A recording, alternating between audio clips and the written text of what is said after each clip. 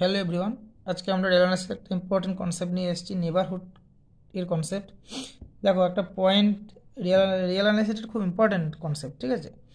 তো একটা real নাম্বারকে C belongs to আর, তার একটা যে নেবারহুড কাকে বলবো, রিয়েল নাম্বার একটা নেবারহুড কাকে বলবো, আর subset S of R is said to be a neighborhood of the point C if there is an interval a comma b such that C belongs to close a open interval a b containing S।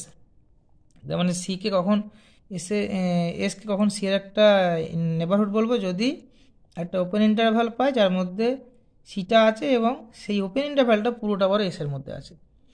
ওকে, তো এটাকে বলছে একটা neighbourhood. এবারে তোমরা চিন্তা করে দেখো 6 belongs to 5,7, 6 এর মধ্যে ঢুকে আছে, তাহলে এটাকে আমি এস এখন, তাহলে আমাকে এখন একটা ওপেন ইন্টারভাল যদি খুঁজে বার করতে পারি যাতে করে সেইটা পুরোটাই ভেতরে ঢুকে আছে এসের ভেতরে এবং 6টাকে কন্টেন্ট করে, তাহলে এটা একটা নেবারহুড হবে।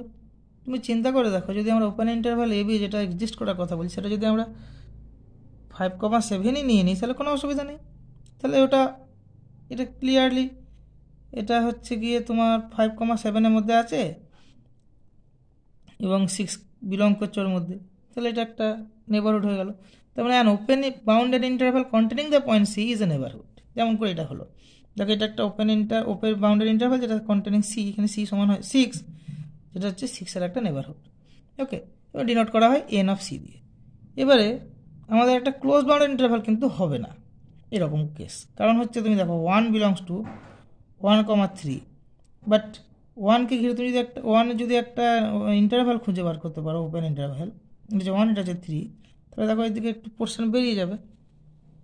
সরি, দেখা গেল না, এই দেখো এখানে হচ্ছে 1, এখানে হচ্ছে 3, তাহলে এখানে যদি একটা ওপেন ইন্টারভ্যাল এর ভিতরে ঢোকাতে চাও তাহলে কিন্তু একটু পোর্শন বাইরে বেরিয়ে যাচ্ছে, যেটা পুরোটা ক্লোজ ইন্টারভ্যাল ভেতরে ঢুকছে না।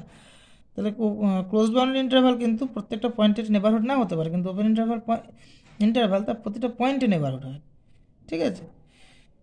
এবারেতে আরেকটা কংক্রিট ডেফিনেশনটা একটা পার্টিকুলার যদি দেওয়া যায় যে let C belongs to R and delta greater than 0, then the open interval c minus delta to c plus delta is said to be a delta neighborhood of c and it is denoted by nc delta। আমরা দেখলাম যে c belongs to c minus delta to c plus delta, ঠিক আছে? এটা open bounded interval containing c, clearly this is an neighbourhood, ঠিক আছে? তাহলে আমি যদি যে কোনো নেবারহুড বললে আমরা নর্মালি এটা ইউজ করি, বাট যে কোনো এসকে নেবারহুড বলা হবে যদি একটা ওপেন ইন্টারভ্যাল পাওয়া যায়, এসকে নেবার বলা হবে একটা পয়েন্ট সি এর যদি এই কন্ডিশন স্যাটিসফাই করে। ওকে, থ্যাংক ইউ ফর ওয়াচিং।